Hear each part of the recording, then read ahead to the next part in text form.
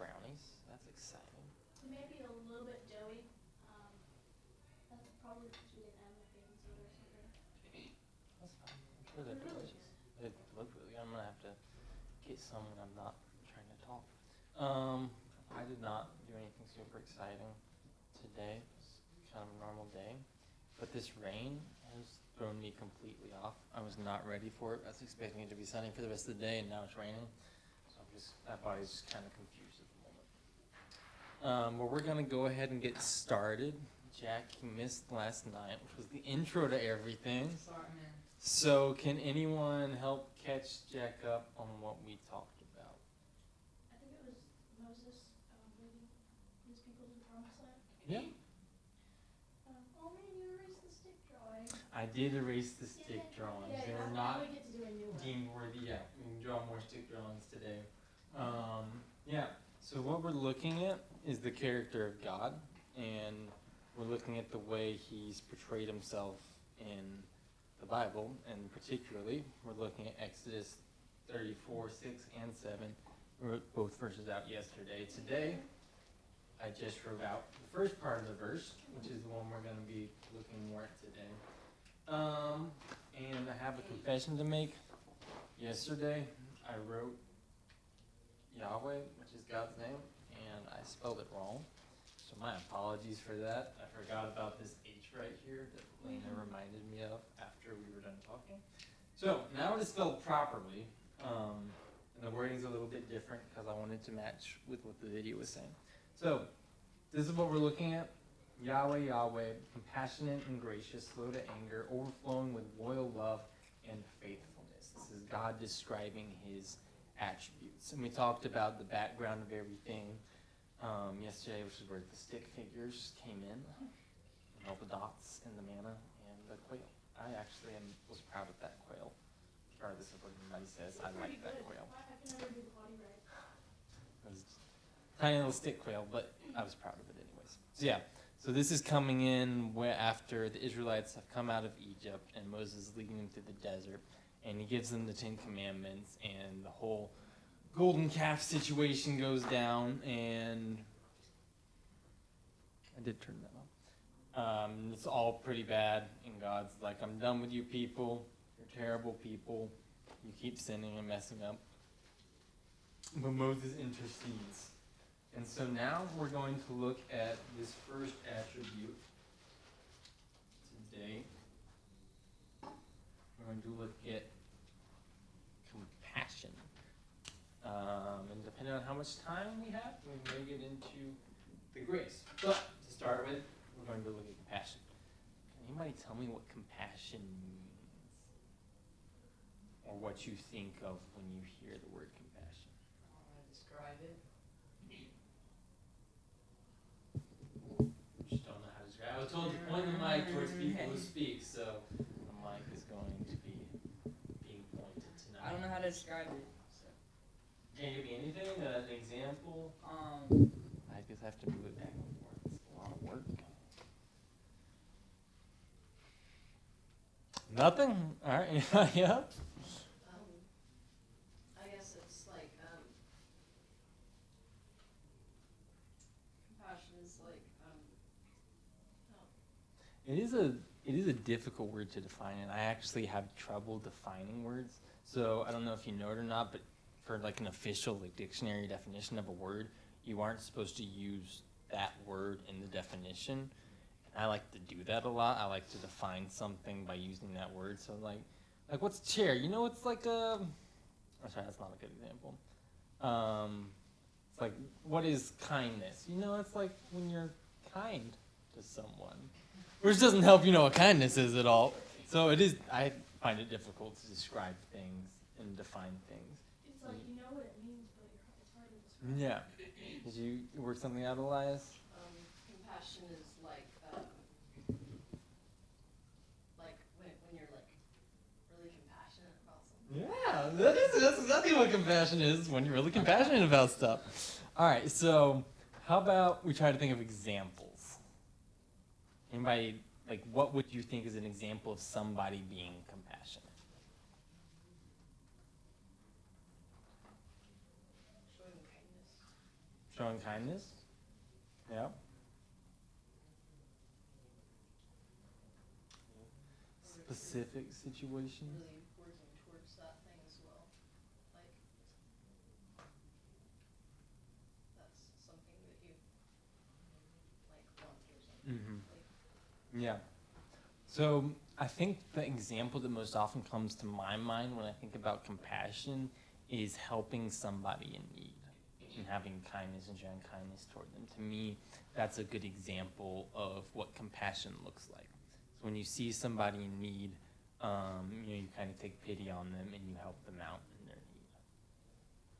Does anybody have a better example or an example that goes along with that? No? All right. And the rule from last night continues. If you have a question, always feel free to ask the question, even if it's not, don't make me regret saying this, even if it's not directly on topic. We don't want to go off any bunny trails or fall off a cliff with our questions, but we want to answer questions. So we're going to, ooh, I almost broke the mic stand. We're going to look at this video on compassion, and hopefully we can get a better idea of what they're talking about here with compassion. Describe what God is like. It can be difficult or daunting. Sorry, I had to mute it to start with. But when the people who were, Here we go. if you tried to describe what God is like, it can be difficult or daunting. But when the people who wrote the Bible pondered the mystery of God, they consistently described God's character in this way: compassionate and gracious, slow to anger, overflowing with loyal love and faithfulness. The very first word used in this description of God is compassionate, or in Hebrew, rahum. This word also appears as a noun, rahamim, or compassion. And what's fascinating is that both of these words are related to the Hebrew word for womb, rechem. So compassion in the Hebrew Bible is centered in a person's core, and the word invites us to imagine a mother's tender feelings for her vulnerable infant. So rahum is a word that conveys intense emotion. Sometimes it's even translated as deeply moved, like in the story of King Solomon, who meets two women who've just given birth. One of their babies sadly dies, but then both women claim that the baby still living is theirs. As a test, Solomon says to cut the baby in two and give each mother a half. And the baby's real mother is deeply moved. She would rather the other woman take her baby than see her child die. And it's her compassion that reveals that she's the true mother. But rahum isn't just an emotional word. It also involves action. And surprisingly, the word is used most often to describe God's actions, motivated by his emotions. Like when the Israelites are suffering and oppressed in Egypt, God hears their cries and is compelled by his compassion, his rachamim, to rescue them. Then, as the Israelites travel through the dangerous wilderness, they're hungry and thirsty, and God is rahum, caring for them as his own child. He provides everything they need: food, water, and clothing, as he personally guides them. So it's no surprise that when Yahweh reveals his character to the Israelites in the wilderness, he begins by saying he's compassionate. But despite Yahweh's continual rachamim, the Israelites turn away from him time and again. They reject Yahweh's compassion and instead give their allegiance to other gods. And rather than showing compassion to each other, they do violence. And their rebellion results in exile, and they're scattered among the nations.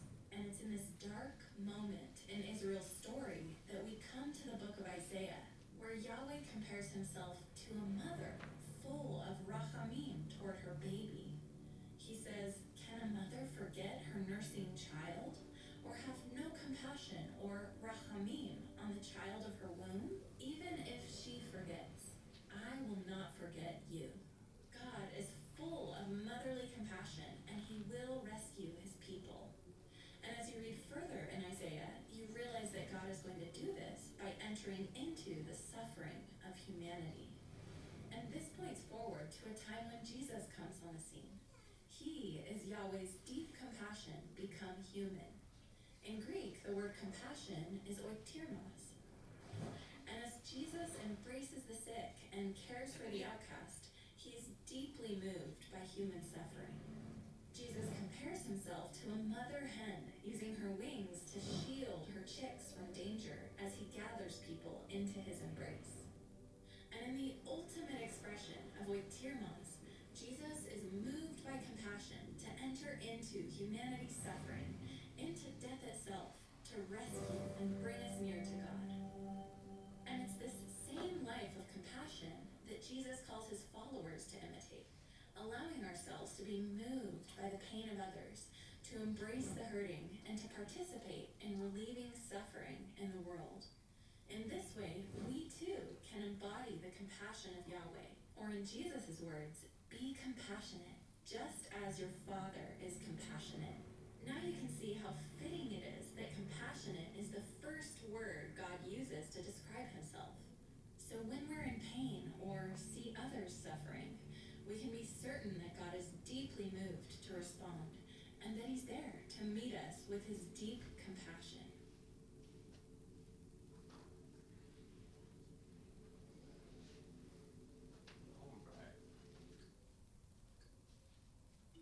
God uses to describe himself.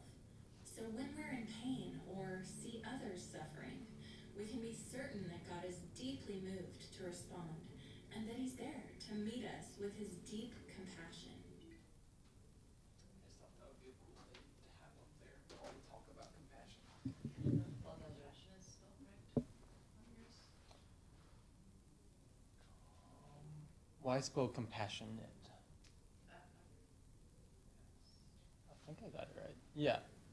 So the verse uses, since it's talking about a person, you wouldn't say you yourself are compassion. You would say you're compassionate as you embody the virtue of compassion. All right. I thought that was a really PG-13 clip right there. Yeah, all the Cutting weapons. babies in half. Yeah, that's okay. The Bible's got some crazy stories, guys. That story, when I remember reading it the first time, I was just like, what is I don't happening? know if my dad would live and watch that. Yeah, the baby does not get cut in half. It's just threatened to Like, get cut in half. I was watching some sort of cartoon about it once, and then the narrator said, he threatened to cut the baby in half, and my heart went, mm. And I'm like, I don't need to watch this until it finally said, I need to okay. Yeah. Thankfully, no babies got cut in half in that story. Yeah. So, this video talked about a lot of stuff. I'm going to write something on the whiteboard because whiteboards are cool. Just give me 1 second, please. I forgot to pull up my document. Anybody have any questions from the video real quick?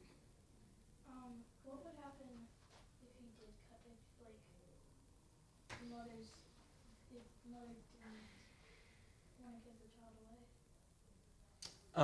So in that story, the king was King Solomon, who's also the wisest man who ever lived. When Solomon became king, God came to him in a dream and said, I will give you one thing, whatever you want, I will give it to you. And Solomon asked to be wise.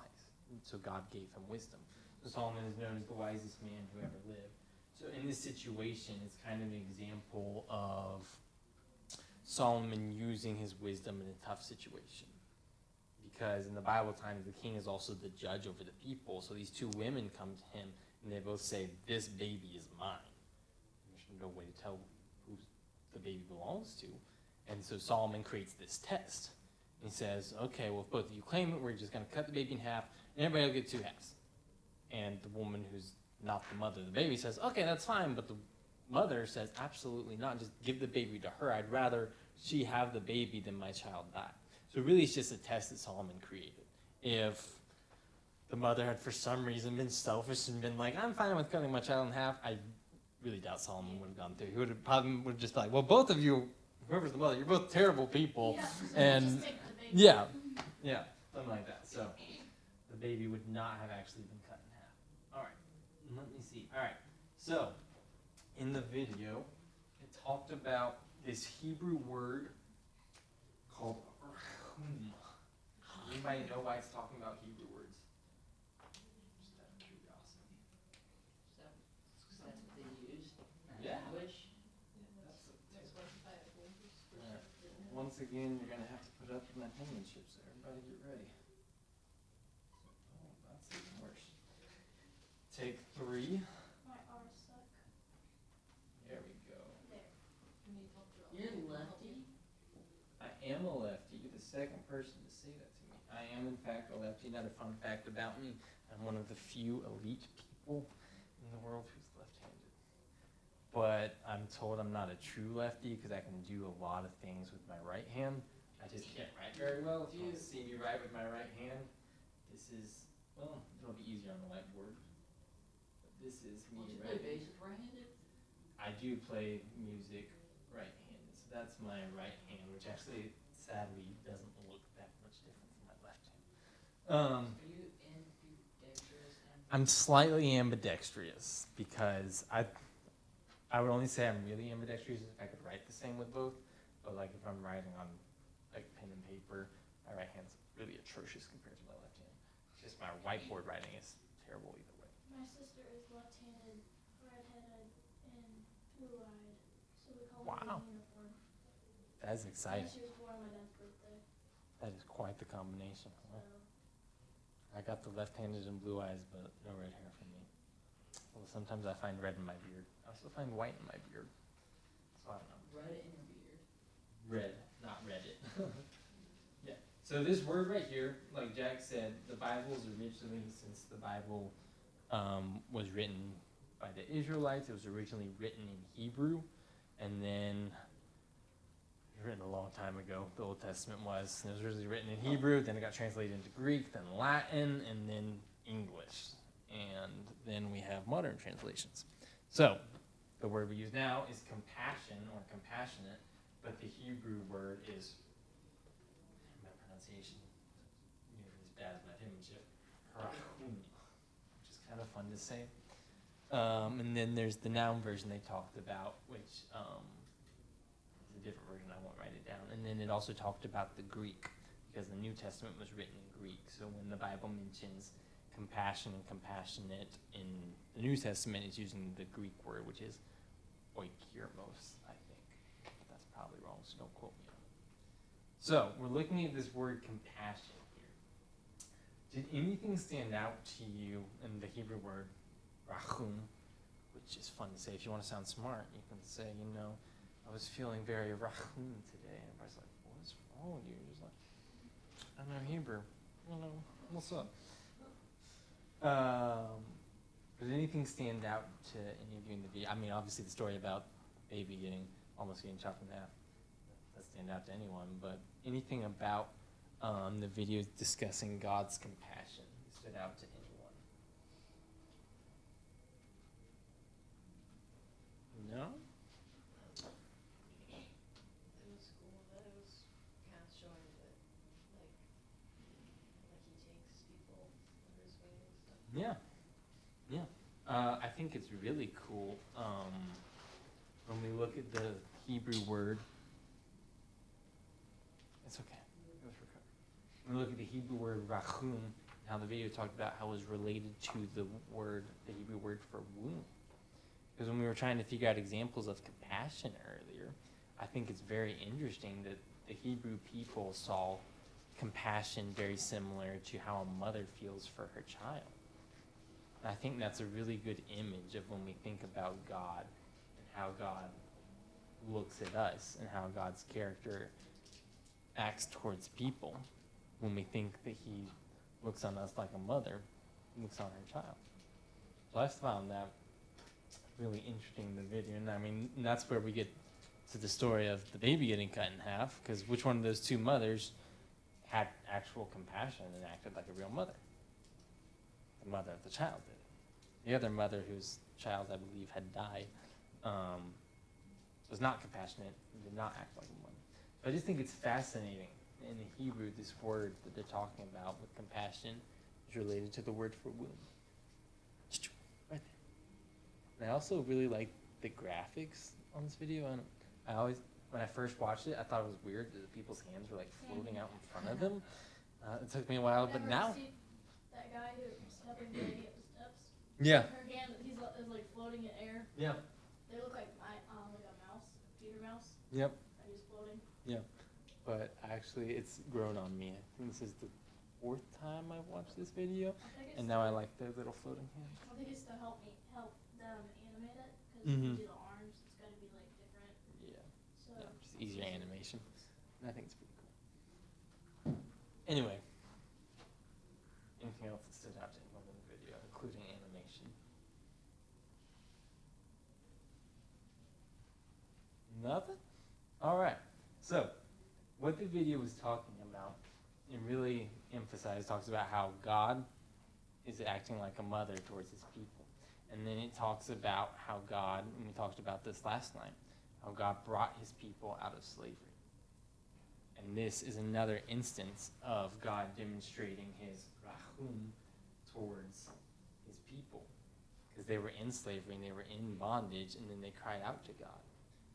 And God is so compassionate that he could not stand to hear their cries and pain and his people being in trouble. So he rescued them from bondage. Another good image of how God is compassionate. Now,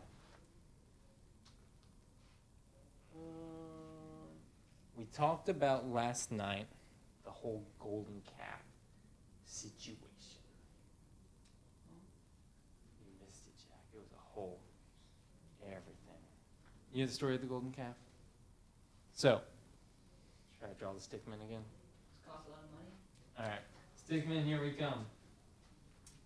What's going on here? Mount Sinai. Moses up on Mount Sinai once again. God in the cloud of glory on top of Mount Sinai. Moses is going to meet Mount Sinai. All the Israelites. If anybody wants additions aside from what happened last night, you gotta let me know. Otherwise, I'm gonna do just what I did last night. So, all these dots represent the Israelites in their camp. Campfire. Campfire, thank you very much. It's gotta be bigger than them. Many times. Is this a good campfire? The smoke? It's kind of rounded at the top. Maybe the top pointy flames. Campfire, question mark? It looks like a, It's not a campfire, right? it looks like, Kind what of do you also call got it? It does look like it's a Canadian campfire. It looks like a, So, campfire, Israelites camping out at the base of Mount Sinai. And then, I didn't draw this last night, here. Oh, no. No.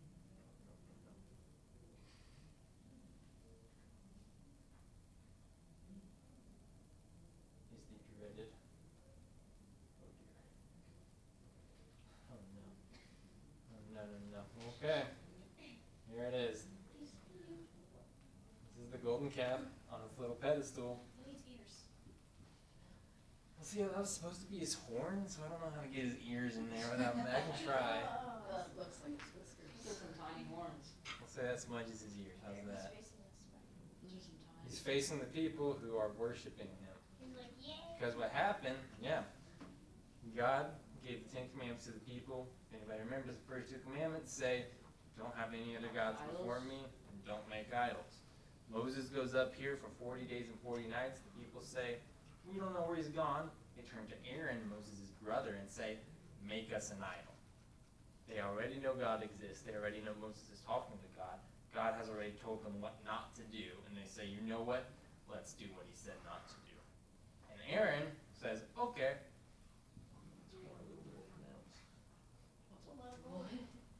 So Aaron takes the gold from the people, makes the statue. The people watch him make the statue. Remember what we talked about last night? They watch him make the statue, and then they say, this is God. You just watch this guy make this. How can this be God? None of this makes sense at all. But the people are here worshiping a golden statue. Moses comes back down the mountain because God's really angry, understandably so. And he melts down the golden calf, grinds it up, pours it in water, and makes the people drink it. Kind of weird. It took a lot of work. All of them get sick. That's what happened. Yeah, a lot of people get sick. You have to draw the manna in the quail. Oh, that's right. talked about how God provided for his people, and the video talked about this in God's rachum, God's compassion, and his people are wondering, You pronounced that good. thank you, it's fun. Anybody want to try it? Rachum, you gotta like the kind of sounds like you're talking about a hairball, yeah. Rachum. There we go. Yeah, it's kind of like this part right here is like just hairball zone. The K and H. I don't know how else to make that sound other than hairball, but rachum. It's fun to say. So in God's compassion, God provides for the people in the desert. Yeah, You said we can like go off topic like a few times. Right? not too far off topic. Yeah. Try to stay on topic. You can ask other questions, Alright. but let's not talk about sports and movies and stuff. Let's try It has nothing to do with that. It has stuff to do with food.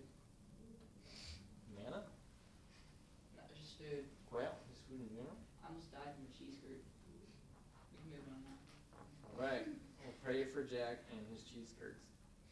All right, I'm gonna be proud of this quail too. He's a little weak. Feathers. I know. I'm improving. Huh? You're gonna. He's like stretching. He's trying to get some food or He's something. trying to get the Making a man. duck? See? Yeah, he's trying to eat the man. He's trying to get the ball. He's There trying we to go. get the coffee You, bean. you make No, a it's duck. ball. That's Turkey. What are you trying to make? So this is the Bible refers to it as a quail. We don't know exactly what kind of bird it was, but the Israelites first, God in His achum sends the Israelites manna, which is this wafer-like bread that falls on the ground. Does anybody know what manna means in Hebrew? Yeah. What is this? So the Israelites one day just like open up their tents and like get out and stretch, and there's all these little white pieces of bread on the ground. And they're just like, what is this? It's kind of funny. Yeah. I wonder who the first one. Well, it might have been like Moses, like this is God's provision for you, or some kid might have just been like, it's delicious. Like, who named it? Yeah, I don't know. Like, the first person was just like, hey, since Moses is calling up it on the hill, I'm gonna name this thing. What is it? I'm not gonna name it sweet honey like bread. I'm gonna name it, what is it? Yeah, And exactly. then you're gonna So- accept that. We see God's rachum, compassion. He provides manna. The people, though, not a contented people. They get upset very easily. They say, bread isn't good enough. And God, again, in His rachum, His compassion, says, okay, in addition to bread, I'll give you meat. So He sends them birds. And we were speculating whether they fall out of the sky already dead, whether they're already cooked. Not sure. But somehow, it might have been just like a huge flock of birds and they could catch them really easily. I don't know. Somehow, God sends them meat to eat. And what was the other provision God gave His people? Does anybody remember? Water out of the rock. So here's our rock that was questionable. And then the guy gets the gun and he beats him on the rock. And then Here's the water flowing from the rock. Big streams of waters. Didn't leave much room for Moses here. Looks like a jellyfish. Moses Or a comet. holding his staff as he beats on the rock. Well, he didn't beat on it. He beat it once. Look at Moses' eye and hair. Today he's got kind of longer hair. It's kind of dumb that all the people were Eating a jellyfish. like they're praising this cow god that Yeah. isn't actually real, and instead of praising the guy who gave them food, water, and Yeah, you see how crazy it is, the whole golden calf situation? Because God gives them manna, quail, and water from a rock. All miracles. And then they think this cow did it. They watch somebody make it. Doesn't really make sense. But how do you think God's compassion or rachum is seen in this whole golden calf situation? by the food Mm-hmm. and water. Mm-hmm. Are there any other ways in this whole situation that goes down? Do you think of any other ways that we can see God's compassion in all of this?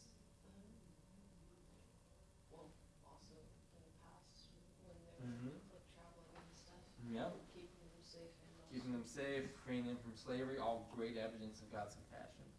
But what I think when I look at this story, like they forgot all of this and made the golden calf. Then God got angry, understandably so, but he didn't wipe them out.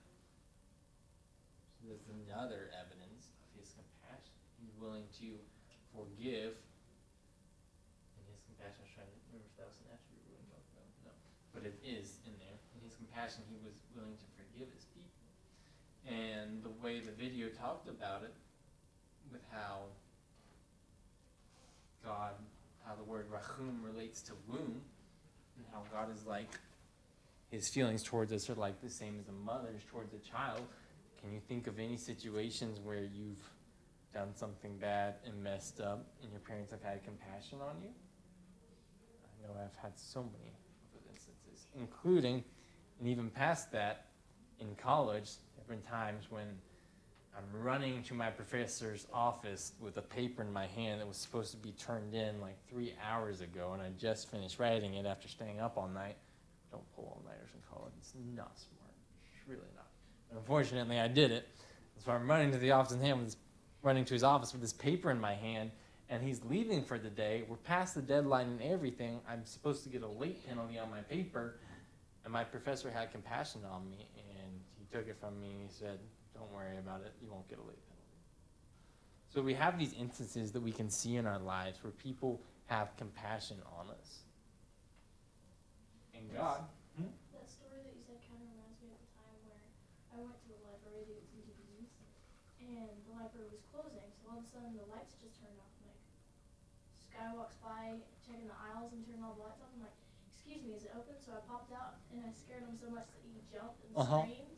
And I felt so bad, but like I was right there at closing time, and that's totally something random, but your story just reminded me of it. Yeah. I've had lots of people scare me the past couple weeks. Well, not lots of people. Thomas Hutto has scared me twice in the last week. I'm not a fan. He does that. He jumped up on me and then he stole my coffee once. He's dressed up like the Grinch on Christmas, Mm-hmm. and he walked up to her mom and asked for the keys, and he went and got in the front seat of the car. Yeah. But he was dressed up like the Grinch, so Becca, our little sister's Oh, name was no. Becky, we called her Becca, and she freaked out. She was jumping out of the car, Oh no, that would be terrifying. and now she's mad at Thomas, but she still says she wants to marry Thomas. He's like 20 years older than her. Oh, we lost the. The photographer will at his wedding and Mary's Maddie, but she says she's gonna throw poison at me. A lot of feelings going on there. That's exciting. But yeah, I think we can see God or see compassion from other people throughout our lives. And we can see God's compassion in the Bible, and specifically in this situation, in his providing for his people and his forgiveness for the people. And the fact that even after this happens, God still provides for his people. They still get the manna, they still get the quail, they still get water. Your quail reminds me of this bird called a turkin. Oh dear. Yeah, that looks pretty similar. I would agree.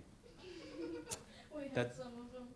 The turkin looks slightly terrifying. I think my quail looks. Basically a chicken with no fur on its neck. Yeah, Pretty that's scary. pretty scary. But yeah, so can you think of any other examples, whether in your life or in the Bible, of if it's in your life, if somebody's showing compassion towards you, or if it's in the Bible, a story you remember of God showing compassion? Anybody think of any other examples?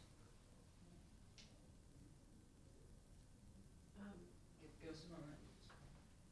What? And I have not kept up with school for the day. And my mom was just like, it's fine, we can still go to church. Yeah, getting out of school. It also does make sense though, because she wants me to listen to my Bible stuff. Yeah, definitely. Yeah. I was homeschooled, and I remember many times where, because we would have a rule where we would have to get our schoolwork done for the day before we can go do something fun.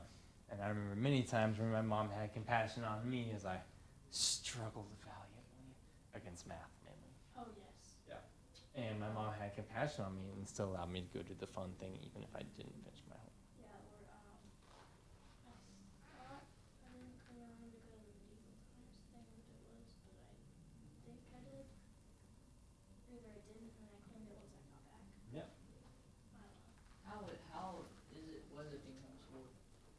I love being homeschooled. Me too.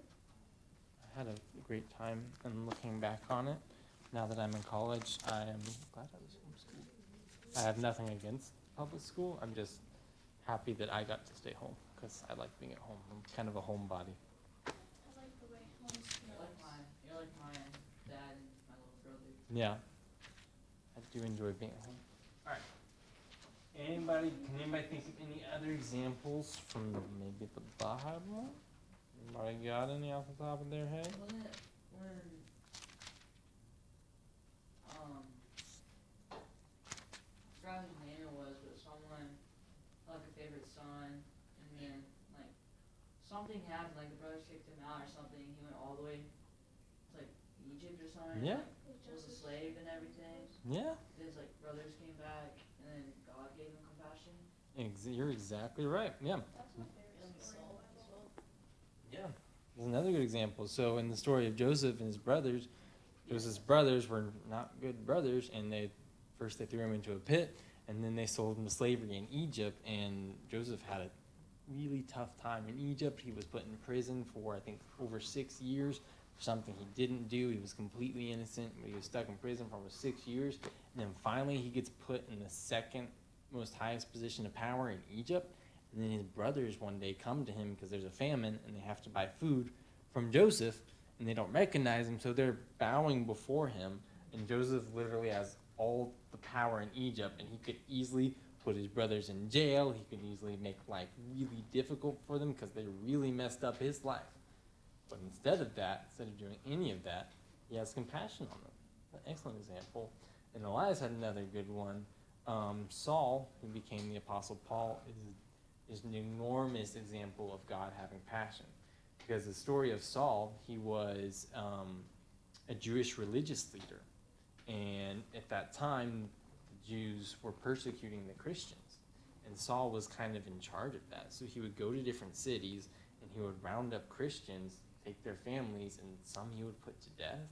And he would put them in prison. He would destroy their homes.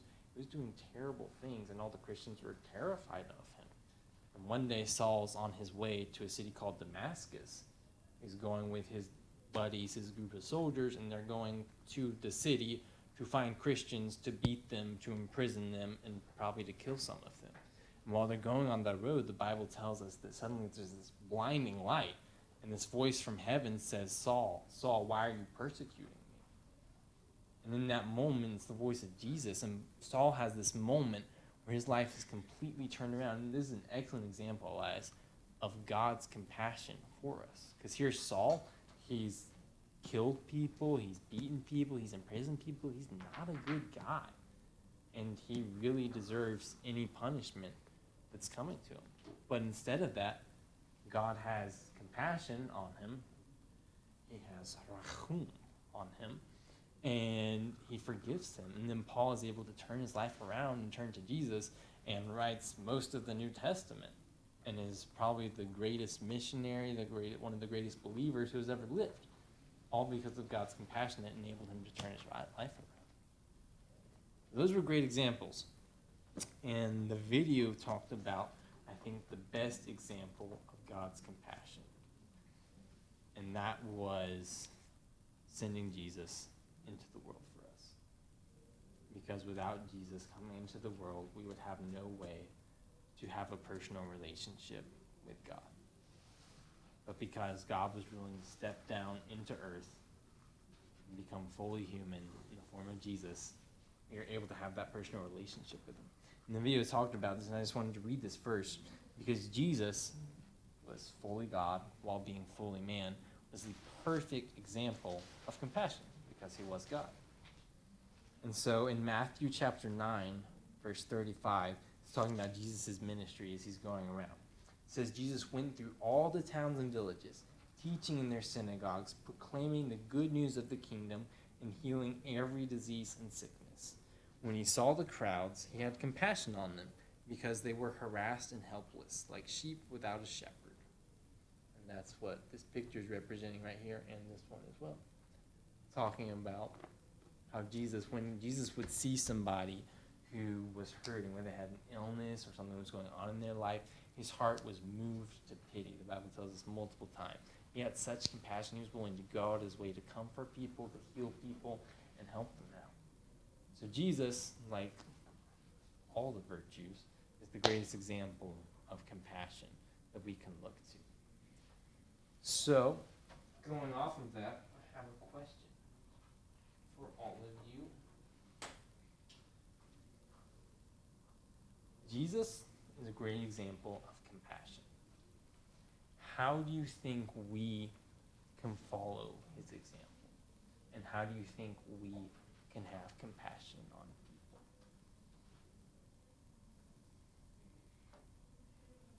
Any thoughts, comments? Be compassionate to them. Yes, but how? When, That's the question.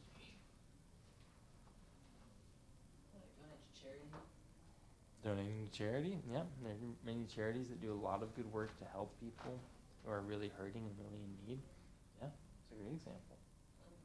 when, this is not like a super good example, but, like when God tells you to, like pray for someone, like,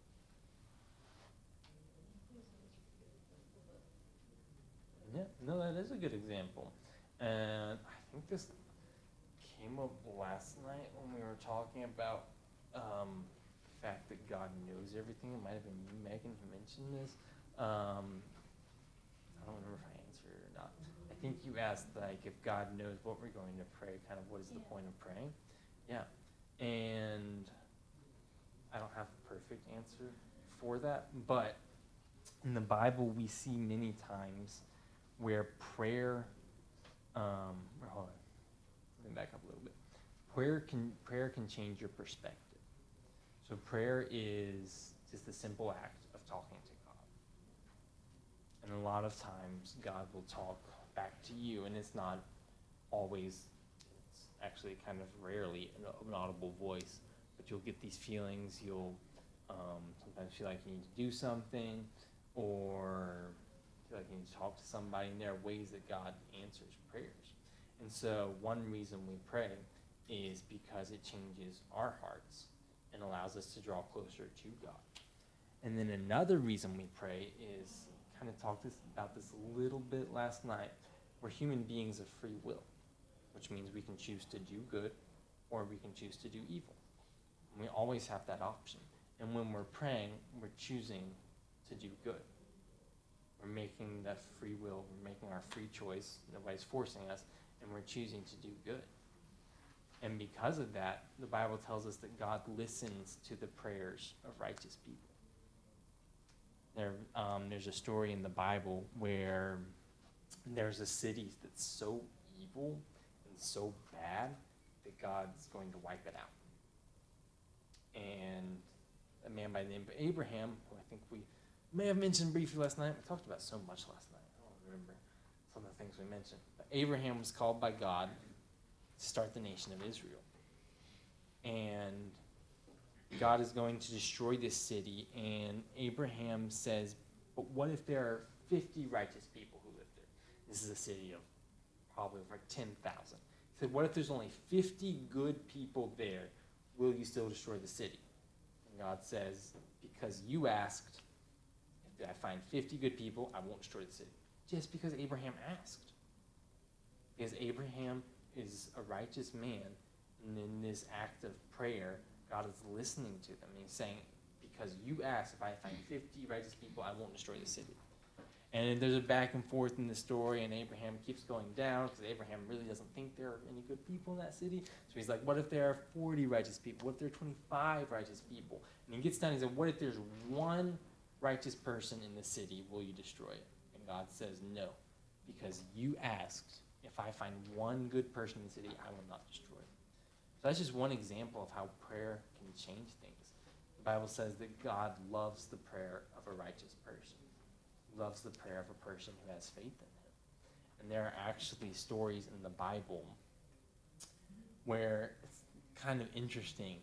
God tells people not to pray because he knows, it's kind of weird, but God knows that if they pray, he's so compassionate that as soon as a person who's choosing to do that good is praying, his heart will be moved to compassion and he will listen to what they're saying. So kind of like in the story I just told about Abraham and God was ready to destroy the city because of how much evil and wickedness there was in it. But because Abraham said, but what if there's one good person in the city of tens of thousands? God promises not to destroy it. And there were some times in the Bible where God told his people, don't pray because I have to destroy these wicked people. And God knows that if a righteous person prays, he will listen. So does that kind of help me answer the question of why prayer is important? Yeah. It's a big question. It's just been on my mind for a Yeah. while, and I've been trying to figure it out. It's a really important question because prayer is a very important part of our Christian lives, but it does seem confusing when you think about it. Like, if God knows what I'm going to say, why do I need to say it? And so a lot of the time, prayer helps us. I know there have been times when I've prayed where I don't know what I'm feeling inside, and I don't know what's good, what's bad in this situation. And so sometimes I'll just pray. And by that simple act of me talking to God, I get clarity of what I'm feeling, clarity of what the right choice is to make in that situation. So even though God knows what we're going to say, prayer is still very useful. It's not like when we're praying, we're like, hey, God, you don't know this, but I got some information for you. It's not like that at all. But by praying, we're acknowledging that God is creator, that he has control, and we're looking to him for help. That's one of the reasons why it's important. Or praying can just be to talk to God as well. Yeah, or praying can just be to talk to God. Because really, what we want as humans is to have a relationship with God. And it's really difficult to have a relationship with somebody you never talk to. Like, I'm really bad at texting people back. And so I have friends up at college that I haven't talked to all summer. Some of them have texted me. A lot of them haven't texted me because we're just bad about texting. But it's difficult for me to maintain that relationship over the summer. We just don't talk to each other. And so, like, when I get back to school, I have to kind of rebuild friendships. So that's another thing, another reason prayer is useful. It's because to have a relationship with somebody, you got to talk to them. Yeah. All right. Let's see. All right. We have about 30 minutes left. It always feels like the class goes by too fast. I feel like It the does class go is by only pretty 30 minutes long. Yeah, it's actually got an hour and 15 minutes. We've been in here for almost an hour already. It's kind of crazy. So, I want to let all of you decide our next course of action. If you would like, we can continue talking about compassion and stay on this, one of the virtues, or we can move on to grace. Does anybody want to stay on compassion? Because I don't want to, if anybody still has questions, anything you still want to discuss about it, I don't want to move from it. I think I'm okay with going to Grace. Everybody go moving to grace? All right, real quick though, just want to summarize compassion for us and how we've seen God's compassion in the stories we've been talking about. God's compassion, the Hebrew word is rahum. It's like a mother's love for her child in the womb. How do you pronounce that without hesitation? Confidence? Question mark? I think it's because I think I've said it a lot at this point, so I'm just kind of used to saying it now. But like in the beginning, I just kind of, as I was driving in here today and all the rain, and I was thinking, I was like, oh, I don't remember the Hebrew word for compassion, because I kind of did some lesson prep. Actually, it was like almost a week ago that I did prep, and I was like, oh no, I don't remember the word. And so I got in here, I went and grabbed some Chick-fil-A because I wasn't planning on eating, but I saw they got Chick-fil-A and said I got to get some Chick-fil-A. So I got some Chick-fil-A, I came in here, I was checking my notes, and I couldn't find it in time because I hadn't pulled up my notes yet. And then we're watching the video, and I was like, oh, that's the word. And so when I wrote it down, I was just like, you know what? I'm just going to be confident in here and step out. I probably won't get it right, but we'll try anyways. And So Like, I wonder how Google Translator pronounces that. we can check. Because we can take some time. Oh, I always love how they do that. Like, one time I asked, how to say succulent in French, and it's succulent. And the way it said it, like, made me laugh. mm-hmm. It's so serious. Google Translate's a fun time. I don't know if it has. So Hebrew has changed.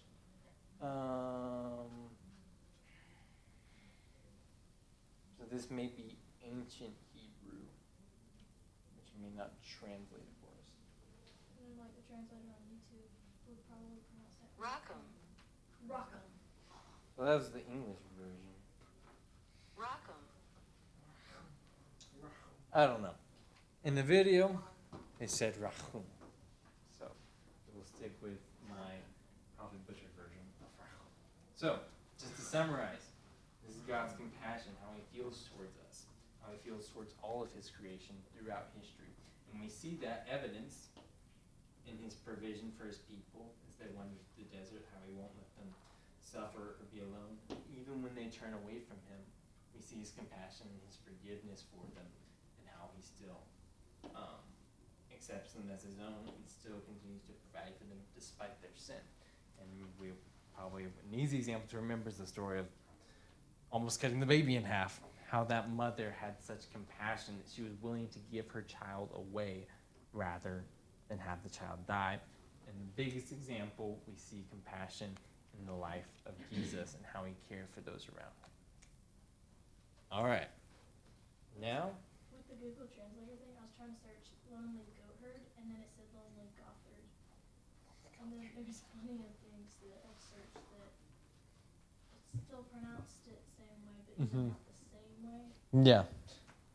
Yeah, Google Translate, even sometimes with English, it doesn't quite get things right. It's interesting. All right, we're moving on to grace. And we have less than 30 minutes left, so we'll see how far we get into this. If you tried to describe what God is like, it could be difficult or daunting. But when the people who wrote the Bible pondered the mystery of God, they consistently describe God's character in this way: compassionate and gracious, slow to anger, overflowing with loyal love and faithfulness. We're going to look at the second key word in this statement: gracious. The Hebrew word is chanun, which is related to the Hebrew noun chen. This word chen is often translated as grace or favor, and if you study how this word is used throughout the Bible, you find a fascinating story. One meaning of chen is delightful or favorable. In the Psalms, a skilled poet is said to have lips of chen. That is, he can craft beautiful words that bring delight. Or a dazzling piece of jewelry is an ornament of chen. It attracts attention and favor. This is why chen is often the word used to describe a gift given with delight or favor. In these cases, chen could be translated as grace. Like in the story of Esther, who approaches the king of Persia to ask that she and her people be spared from death. She calls this a request for chen. And because the king delights in Esther, he favors her and grants her wish. So, giving a gift of favor is chen because it's motivated by delight. And the most extreme kind of chen is showing favor to someone who should get what they deserve, not a generous gift. Like Jacob, who cheated his brother Esau, ran away, and then after 20 years wants to come back and make things right. So he comes to Esau asking, "May I find chen in your eyes?" Jacob isn't asking for what is fair, but for favor. And surprisingly, that's what Esau gives him. He chooses to delight in his brother Jacob and show him grace that he doesn't deserve. Now, chen requires a generous spirit, which people sometimes have. But in the Bible, the one who shows more chen than anyone else is God. Like when God rescued the Israelites out of slavery in Egypt, and they quickly betray him by giving their allegiance to a golden idol as their God. But then, Moses steps in and asks God to consider giving a gift that they don't deserve. And God says yes, by showing the ultimate act of chen, forgiveness and a promise to be with them. character trait of God is so reliable that over 40 times in the book of Psalms, people cry out for God's chen when they're sick or in danger or when the Israelites are in exile. And the biblical prophets like Isaiah looked back to God's chen in the past and boldly declared that God will one day show chen to his people by delivering them and all creation from death and ruin.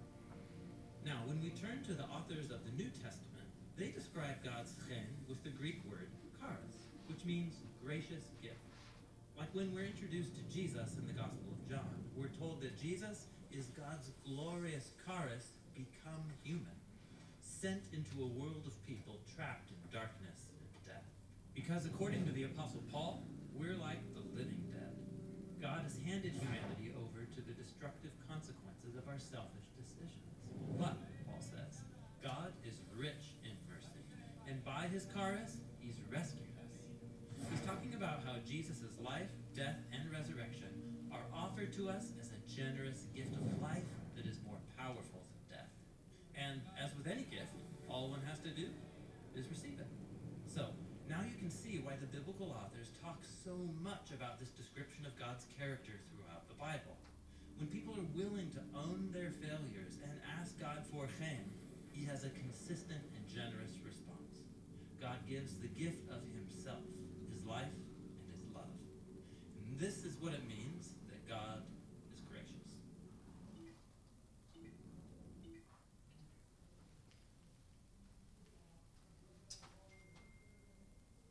This is one of my favorite.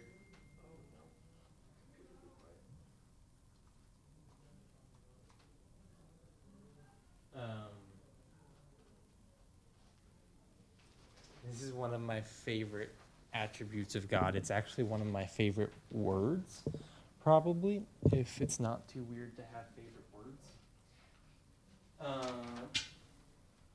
And this right here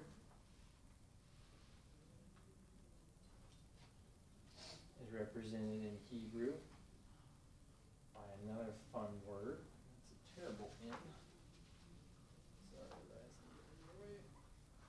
That's a still terrible N, but slightly better, so we're gonna go with it. As I said last time, it looks better than my handwriting. And I think it's really KH right here. This hairball combo is really the key to pronounce some Hebrew words, at least when K and H are involved. So, hen. Not just hens and a chicken, but hen. And this is talking about God's graciousness right here.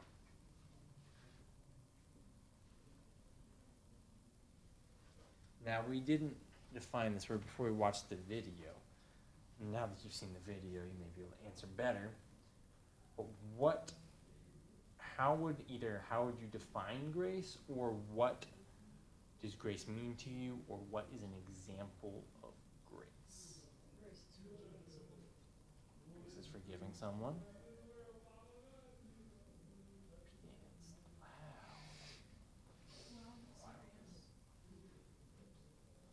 Any other definitions, examples? Oriella, you got anything?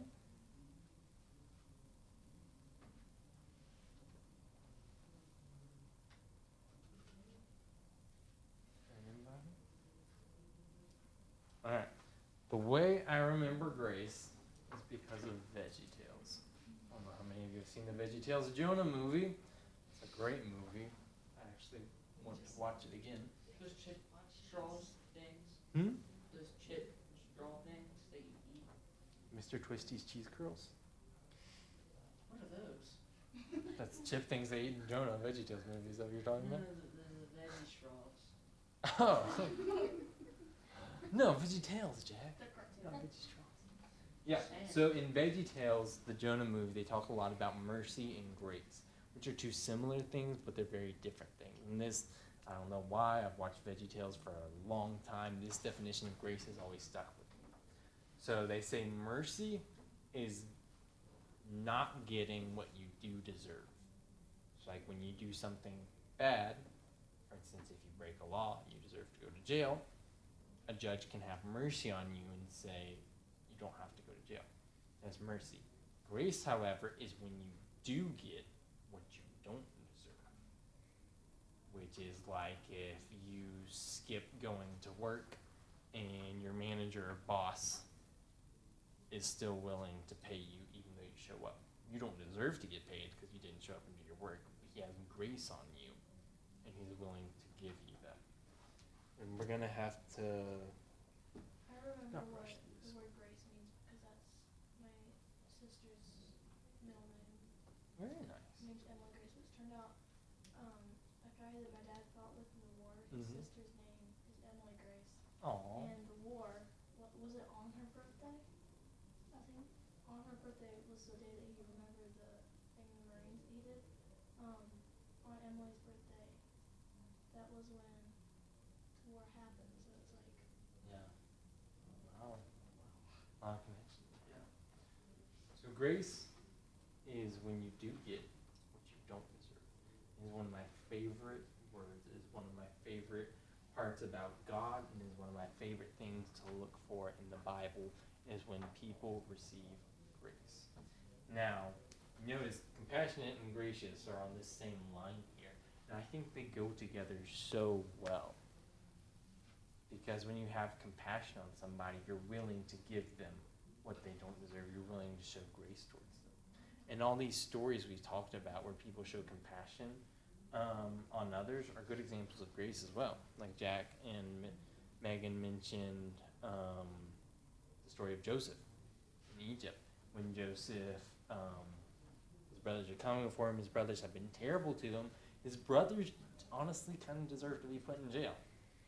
But instead of that, Joseph gives them what they don't deserve, which is forgiveness. And he's willing to say, hey, I know you do terrible things, but I forgive you. And he gives them that grace towards them. And then when Elias mentioned Saul, who turned into Paul, God showed grace to Saul, who turned into Paul, and said, I know you've done terrible things, but I'm willing to give you what you don't deserve. I'm willing to give you a new life in me, and give you new purpose, and give you new meaning to your life, instead of punishing you as you deserve. So grace is really, really cool. Can anybody, actually I just scratched that, I already asked that. So, when we look at the story that we've been talking about, and the story that this verse comes from, can you see Jack, am I blocking you? Okay.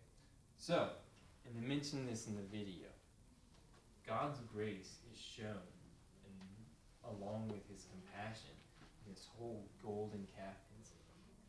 Because when the people sin and break God's law and worship the golden calf, they deserve to die because they've broken God's law, which he specifically told them not to do, and he's already done all these wonderful, miraculous things for them, rescued them from so much, saved them, provided for them, and they go and turn their back on him and worship this idol instead. So what they do deserve is death because of their actions. However, God, in his chem, is willing to show grace to them and say, instead of giving you what you do, my bad, that's mercy, and they don't get what they do deserve. So, they deserve death, they don't get death because God is also merciful. But they do not deserve to still receive manna every day, still receive this adorable little quail, and to get water from the rock. They do not deserve any of these gifts that God has given them. But God is gracious, and he continues to supply their needs, and continues to bless them even in the midst of their sin.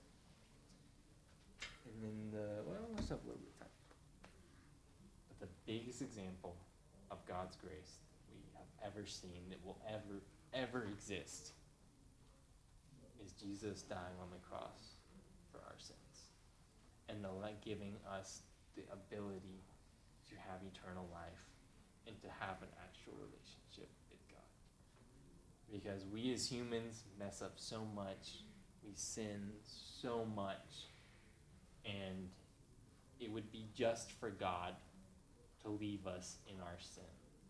It would be just and right for God to say, you don't get eternal life, and you don't get a relationship with me because you don't deserve it, because none of us deserve it. But because because of God's grace, because of the compassion he has on us, because of his chin, and rachum, we are able to have that relationship with God. Any questions? Why are you so good at pronouncing that? Try it. Chin. Am I just good at making hairball noises? Like, is that a special talent I have? So I'll accept it. I mean, I gotta be good at something. Any thoughts on this concept of grace? As we see in the story here, or any examples you can think of other places in the Bible, or examples in your life yet, Jack? Are you gonna be a pastor? Am I going to be a pastor? Probably not. What do you want to do? I'm probably going to be a lawyer. Really? That's the plan. Don't they get paid a lot? Depends on what kind of law you do. That's what my grandpa was, and like since he's a lawyer, he's kind of like scared if we do stuff. Scared what? You know, like he won't let us do dangerous stuff Oh, yeah. because he was a lawyer, and it's like He's seen the punishments for the... yeah. Do you think being a millionaire, can you give me a PS5? If I want to be a millionaire? No, if you end up being one. If I end up being a millionaire, you know how long it would take me to be a millionaire? We'd already be grown up, probably out of school. I'd be an old man before I can be a millionaire. I can't make any promises. If God blesses me, I will endeavor to bless others. But that doesn't mean you'll get a PS5. And maybe PS5 will be like garbage. That's at- true. At that time. Honestly, it The probably... newest PlayStation. What's You're like PlayStation? multi-billionaire. What'd you do? If You're I a become a multi-trillionaire. multi-trillionaire, I'll buy you a PlayStation. Are you serious? If I become a multi-trillionaire, yeah. You can get like 50 Bugattis and it'd be nothing to you. It's true. There's never ever been a trillionaire. That's for one PlayStation. Anyway, money matters I aside. always think to myself how much money is in the world. That's an interesting question. Because money, this is side topic, but I like side topics. Money is a really weird concept. Because originally, like back in Bible times in history, you traded things that had value. So it was all based on trading. Like here, I have this loaf of bread I just made. You want bread. I want the milk you just got from your cow. Swap. And then they would use things like what the necklace you have, Kylie? Yeah. Not Kaylee, Kylie. Like the necklace you have, Kylie, they'd say, oh, that's really pretty. I would like that, so I'll give you 3 sheep for your necklace. And Kylie's like, do you like sheep? Yeah. Do you think that would be a good trade, or would you bargain for more? I don't know. We already got 4 sheep. They're Depends pretty on how annoying. much it is. We have So 4 now sheep. this guy's sad because you won't accept his 3 sheep for your necklace. But another guy comes along and he's like, I'll trade you I don't this know, what do you nice, want? like, What do you want for that your necklace? beautiful quail drawing. There you go. So we made this trade. So the concept of money today is weird because in America we use paper money. And it used to be every single paper money was backed up with gold. So the government had gold, and so technically it used to be that you could go, like, take, like, say I have $5 and you could go to, I don't remember if it's the U.S. Reserve. You could go somewhere and say, like, give me $5 of gold, like actual gold, and you could make that exchange. But now, But isn't it kind of like buying it? what do you mean? Like exchanging it for gold? Yeah, so it used to be that the money, because, you know, the money we have is printed, so just to make it easier to carry around, because it's difficult to carry around like hundreds of dollars worth of gold. Yeah. It's a little heavy, whereas having a wallet full of $100 bills is really easy. Not for me, because I'm broke, but paper is easier to carry around. So it used to be, it was called the gold standard. Each dollar that the United States government printed, they had that much gold. So they would never print more than the amount of gold that they had. That was a while ago. Now we have a lot more dollars than we have gold. So money's interesting, Because it's like, honestly, why do you want this piece of paper? Yeah. Like a piece of paper. Yeah, it's because we say it has value. Because in the United States of America, it has value. Now I have, we're getting completely sidetracked, but you know, it's okay. I went to Mexico in May, and I have this. Take it. You want this? 50 pesos? Ooh, I've got a coin that is Chinese money. How much do you think this is worth? This is 50 pesos. What do you think you can buy with 50 pesos? $50. Yeah, you can touch it. It feels kind of weird. It feels fake. If you took that at Walmart, would they let you spend it? Or It's actually Yeah. less money than It looks like plastic. Yeah, Elias is exactly right. 50 pesos sounds like a lot. It's actually about $2 or $1.50. What? Yeah, but like in Japan or China, I was just like, you know. Yeah, it's okay. in like It's waterproof now. China, like everything, like 100 yen is like.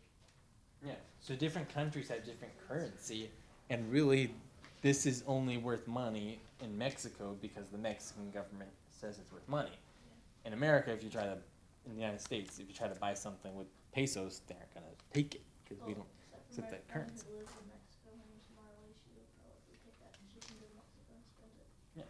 So they might be willing to exchange it for its amount in United States dollars, but I would have difficulty going to Walmart and saying the only thing I could technically buy with this would be like some gum or something because it's not much money.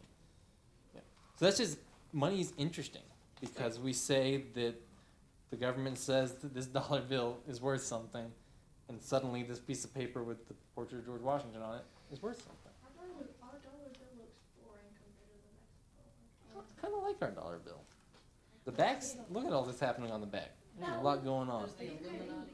Yeah. Drop it in When I water see and we're like, When I see a dollar bill, I get like so excited, like it's $1 million to me. It's Yeah. like I don't get paid. Like, it stands out so much. Like if you just saw a dollar bill sitting on the road, it stands out. Yeah. But like Because we've assigned value to it. the Mexico dollar it's probably waterproof. it's almost like a check. Yeah. The Mexican dollar to me reminds me of Monopoly money. Well, Like it just has this If it's feel on it. It doesn't colorful. really, it's colorful. It doesn't really feel real. It's just feels- interesting. Like you know the instruction manuals to like the games, and like Mhm. board games. It feels Yeah. like that. Yeah. It has Like that, a, is that called laminated, I think? I think. It has like kind of plasticky feel. It Alright. looks like you could wash it easier. Yeah. If it had germs on it. Yeah. I don't know why they choose, it might be cheaper to print it like that. I don't know why they Or choose just that. to be cool. how? Just to be cool. Wouldn't that be more expensive? I don't know. Like that? I'm not an expert in printing money by any means. Also, don't print money on your own because that's called counterfeiting. It's very illegal. And also, just because we're still on this topic, if I printed out a dollar bill and if I say, We turned this from church class into school. if I like cut this thing out, I'm like, boom, I got $50. Does it have any value? No. Because Elias doesn't. To Elias, it has no value aside from the fact that it's a part of this. To me, it may be worth $50, but to the rest of you, it has no value. So things only have value to what we assign them. The United States of America as a whole nation, all of its citizens have assigned value to a dollar bill. If, say for instance, there was alien life on another planet, you got in a rocket ship and you took your dollars to the alien planet, they would probably be like, why do I want this piece of paper with strange squiggles on it? But to you, like, maybe you have $100, that's a $100 bill. That's worth a lot of money. But to them, it's like, this is literally paper. And so since they don't assign worth to it, it doesn't matter to them. It's like I want that moon rock. Give it to me. I got $50 here for you. Yeah. And they're like, no, give me something that's valuable to me. You know, moving rock to them, which means only rock. So, slight economics lesson, the way you get people to buy things from you, the way you sell things is to make them of value to somebody. Lemonade stand. So, huh? It's a lemonade stand. Yeah, Not like in the lemonade stand is valuable to those who like lemonade. It seems so original. Kylie made these brownies. That's valuable to me. I love brownies. So when you make stuff, you have to make something that somebody will value, which means that they'll want it. And getting deep into economics here, it has to cost you less than what the person will value it for. So if Kylie makes these brownies and it costs her, say, $5, whether that's ingredients or the time she put into it, say the overall cost is $5. If to me or if to Jack, the brownies, like the whole pan, is only worth $2, that's not good for Kylie, because then she's out $3. Yeah, but if to Gloriella it's worth $5, that's good. It's better than what it's worth to Jack. But if to me it's worth $15 because I like brownies, then you want to sell it to me because I value it the most. So you got to find the person that will value it the most, and you try to sell to them. I think your mom makes really good brownies. I make pretty good brownies. So, I make pretty good brownies. Thank you very much. totally changing the subject. Again, I'm that kind of person. Mm-hmm. Do you ever look at a dollar bill or something and wonder how many times has this been spent, or how many times has this been passed down through Yeah. people and generations? It's a really, I think, you can probably Google me and be more accurate. I think the average lifespan of a dollar bill is under 6 years. Under 60? Under 6 years. I could be wrong, but I think it's somewhere around that time frame. Just it'll wear and tear Yeah. just from daily use, from trading back and forth among Because people. if you look at a dollar bill, it's kind of like bent. Mhm. If Yeah. you get one straight from wherever they're made again, it's just like. Yeah, it's the way crisp, these it's figures, perfect, yeah. And what if you like get a dollar bill, you put it like you put it in like a little frame area, like a frame. You like put it in the freezer or something, keep it there for like 15 years. Would it still be good? Yeah, and the Or funny like thing is, weird thing about currency is things sometimes become worth more over time. Yeah, like it gets Rarity richer. and time can make things worth more. So you'll find coins, like there's some pennies, like from the They're '30s or $1. something. Yeah, normally pennies are just 1 cent, Yeah. but because they're rare, because they're old, they become worth a lot more. So theoretically, you could take a dollar. I don't know if it survive a freezer. I don't know how freezing paper works. Just don't mess with it. Or you just put it in like, that kind of paper that press leaves in. Yeah. Put it in that. So like theoretically, say you preserve a dollar for maybe 50 years, and 50 years from now we could have a completely different currency, and suddenly that dollar is only worth $1 now, maybe worth a lot more if you could sell it to a collector, or sell it to somebody who values it. That's a Yeah, way you could- could be rich one day. Uh, Like a cabinet full of $100 bills. Then one day go off and sell them for $100 each. Maybe. You get a lot of money. our grandma, she moved into a new house in Sky Lake, and Mhm. there was these like teddy bears, like the collectors Beanie Boo teddy bears. We looked online; they're like worth $1,000 or Yeah. something. They're like collector's items. Yeah. But she moved in. She had like all the furniture in her house. She didn't have to buy anything, but those teddy bears were in the house. They're worth like $1,000. Yeah. Buy the house with them. Yeah, it's really interesting. Like toys, like really go up in value. Like I think my nana has like some toys that were made in the 1940s or the 1950s that she probably bought them for like maybe 5 cents, and now they're worth $50 to $100, just depending how old they are. All right, we are out of time. I don't see as many people moving around, so maybe everybody else is going along. But to bring it back to what we've been talking about, currency is fascinating. I enjoy talking about money. It's a fun topic. But to bring it back to what we've been talking about tonight, we stayed a long time on God's compassion, talking about his rachum, his motherly love towards those he has created, how he showed compassion in this whole situation, and how he showed compassion throughout history. And then we talked for a little bit about God's grace. His, yeah, Jack's getting it. His chen. And how he has shown grace in the lives of Joseph, in the lives of Saul who turned into Paul, and in this whole situation which we keep going back to. What language language is that again? That's Hebrew. Okay, so is every Hebrew word pronounced in that? I have no idea. I know very few Hebrew words. I would never. Yahweh. Yeah, so remember these are translations. So this is the Hebrew word Yahweh, which is an English sounding pronunciation. I think the Hebrews pronounce it differently. But Hebrews don't have vowels.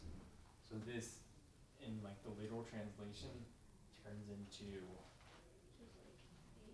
YHWH, which is unpronounceable in English.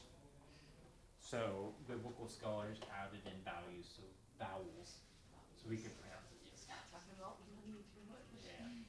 So tomorrow night, I hope you all can make it back. We're probably going to pick up a little bit on grace, and we didn't spend much time in it, but we're going to move on to slow to anger, which I think is going to be fascinating to look at. Because remember this situation right here?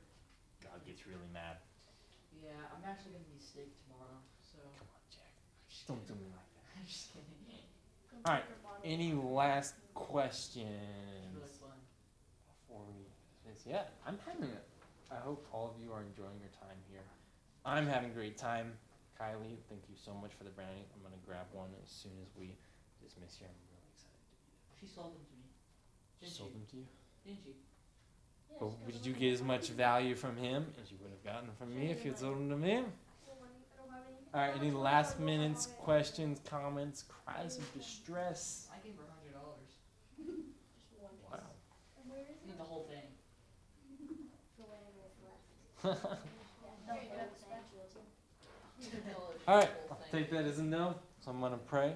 Or would anybody else like to pray? I don't have to pray all the time. All right, I'll pray us out. Dear Lord, thank you so much for this day. Thank you for the rain that you've given us, for watering the plants and cooling down the temperature, God. I thank you that all of us were able to be here. Thank you for the delicious Chick-fil-A that we were able to eat. And thank you so much for the delicious brownies that Kylie made. And I just ask that you will bless us all as we go about our week and bring everybody safely back tomorrow or whenever else they are able to come.